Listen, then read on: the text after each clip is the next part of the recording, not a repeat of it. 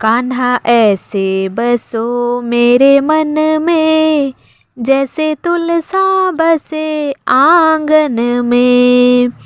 कान्हा ऐसे बसो मेरे मन में, जैसे तुलसा बसे आंगन में। जैसे फूलों में खुशबू है बसती, जैसे फूलों में खुशबू है बसती, पर हमको नजर नहीं आती, पर हमको नजर नहीं आती। ऐसी खुशबू बसा दो मेरे मन में, ऐसी खुशबू बसा दो मेरे मन में। कोई देखे ना तुमको हम में, ऐसी खुशबू बसा दो मेरे मन में। कोई देखे ना तुमको हम में। हरे कृष्णा। कार्तिक मास की कथा सुनने वाले सभी भक्तों को आज की कथा में हार्दिक स्वागत है।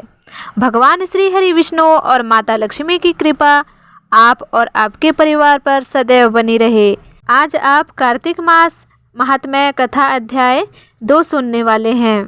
भगवान श्री कृष्ण आगे बोले, हे प्रिय, जब गुणवती को राक्षस द्वारा अपने पति एवं पिता के मारे जाने का समाचार मिला तो वह विलाप करने लगी।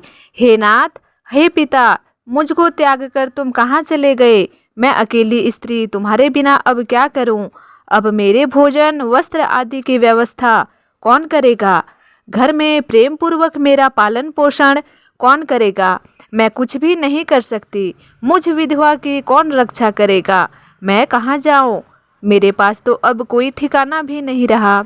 इस प्रकार विलाप करते हुए गुणवती चक्कर खाकर धरती पर गिर पड़ी और बेहोश हो गई।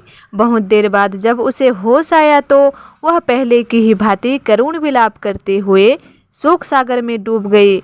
कुछ समय के पश्चात जब वह संभली तो उसे ध्यान आया कि पिता और पति की मृत्यु के बाद मुझे उनकी क्रिया करनी चाहिए जिससे उनकी गति हो सके।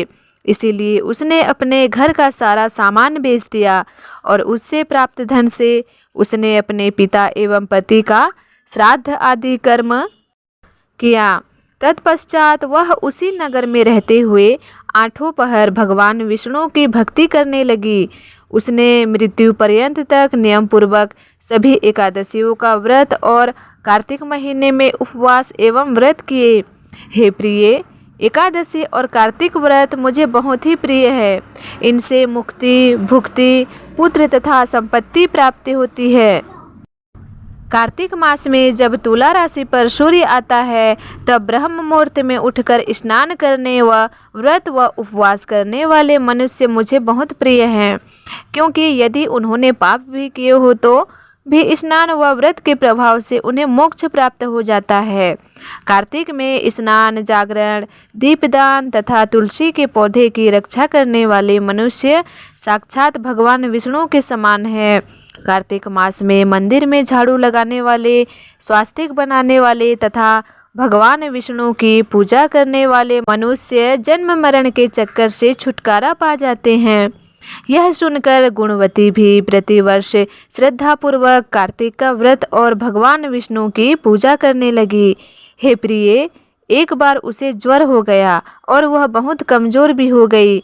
फिर भी वह किसी प्रकार गंगा स्नान के लिए चली गई। गंगा तक तो वह पहुंच गई, परंतु शीत के कारण वह बुरी तरह से कांप रही थी। इस कारण वह शिथिल हो गई।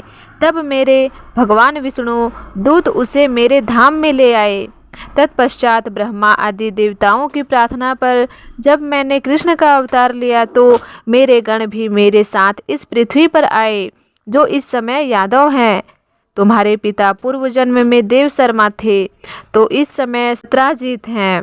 पूर्व जन्म में चंद्र शर्मा जो तुम्हारा पति था वह डाकू है, और हे देवी, तू ही वह गुणवती है। कार्तिक व्रत के प्रभाव के कारण ही तू मेरी अर्धांगिनी हुई है। पूर्व जन्म में तुमने मेरे मंदिर के द्वार पर तुलसी का पौधा लगाया था। इस समय वह तेरे महलों के आंगन में कल्प वृक्ष के रूप में विद्यमान है। उस जन्म में जो तुमने दीपदान किया था, उसी कारण तुम्हारी देह इतनी सुंदर है और तुम्हारे घर में साक्षात लक्ष्मी का वास है। चूँकि तुमने पूर्व जन्म में अपने सभी व्रतों का फल पति स्वरूप विष्णु को अर्पित किया था, उसी के प्रभाव से इस जन्म में तुम मेरी प्रिय पत्नी हुई। उसी के प्रभाव से इस जन्म में तुम मेरी प्रिय पत्नी हुई हो। पूर्व जन्म में तुमने नियम पूर्वक जो कार्तिक मास का व्रत किया था, उसी के कारण मेरा और तुम्हारा कभी वियोग नहीं होगा। इस प्रकार कार्तिक मास में व्रत आदि करने वाले मनुष्य मुझे तुम्हारे समान प्रिय हैं। दूसरे जप तप यज्ञ दान आदि करने से प्राप्त फल कार्तिक मास में किए गए व्रत के फल से बहुत थोड़ा होता है, अर्थात कार्तिक मास के व्रतों का 16वां भाग भी नहीं होता है। इस प्रकार सत्यभामा भगवान श्री कृष्ण के मुख से अपने पूर्व जन्म के पुण्य का प्रभाव सुनकर बहुत प्रसन्न हुई। आपको वीडियो अच्छी लगी तो लाइक करें और चैनल में आप नए हो तो सब्सक्राइब ज़रूर करें।